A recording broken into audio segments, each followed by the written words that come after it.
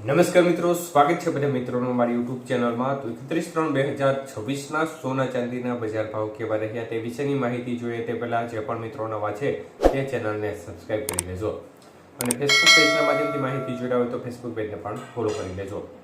ચાંદીની બજાર સૌપ્રથમ જોઈએ તો આજે 1 ગ્રામ ચાંદી 245 રૂપિયા, જ્યારે 8 ગ્રામ ચાંદી 1960 રૂપિયા, 10 ગ્રામ ચાંદી 2450 રૂપિયા, 100 ગ્રામ ચાંદી 24,500 રૂપિયા અને કિલો ચાંદીનો ભાવ આજે 2,45,000 રૂપિયા સુધી રહ્યો હતો।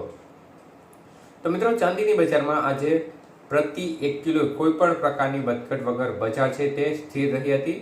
જ્યારે વાત કરીએ આજના 22 કે સોનાના ભાવ વિશે તો મિત્રો 1 ગ્રામ સોનાનો ભાવ જોવા જઈએ તો આજે 13,505 રૂપિયા, જ્યારે 8 ગ્રામ સોનાનો ભાવ 1,08,040 રૂપિયા, 10 ગ્રામ સોનું 1,35,050 રૂપિયા અને 100 ગ્રામ સોનાનો ભાવ આજે 13,50,500 રૂપિયા સુધી રહ્યો હતો। તો આજના 22 કે સોનાના 100 ગ્રામના ભાવની અંદર 7,500 રૂપિયાનો ઘટાડો જોવા મળ્યો હતો।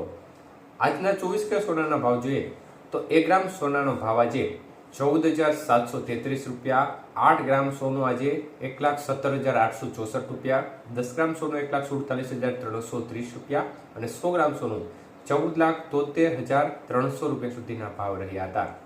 તો આજે 24 કે સોનાના 100 ગ્રામના ભાવની અંદર પણ 7,900 રૂપિયાનો ઘટાડો જોવા મળ્યો હતો।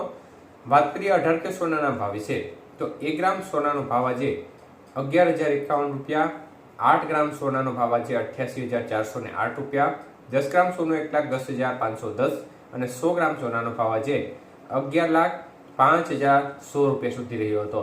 તો આજે 18 કે સોનાના 100 ગ્રામના ભાવની અંદર પણ 5,100 રૂપિયાનો ઘટાડો જોવા મળ્યો હતો।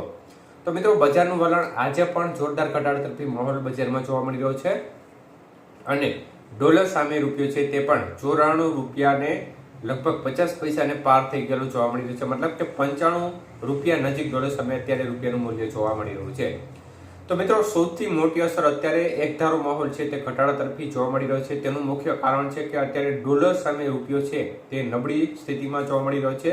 જ્યારે ડોલરમાં તેજીનો માહોલ જોવા મળે આ સમયગાળા દરમિયાન સોના ચાંદીની બજારમાં મંદીનો માહોલ જોવા મળતો હોય છે, તે પ્રકારની સ્થિતિ બનતી હોય છે અને તે માહોલ જ અત્યારે માર્કેટની પેટર્ન બની ગયો છે અને એના હિસાબે અત્યારે બજાર છે તેમાં એકધારો થ્રુ આઉટ ઘટાડો થઈ રહ્યો છે।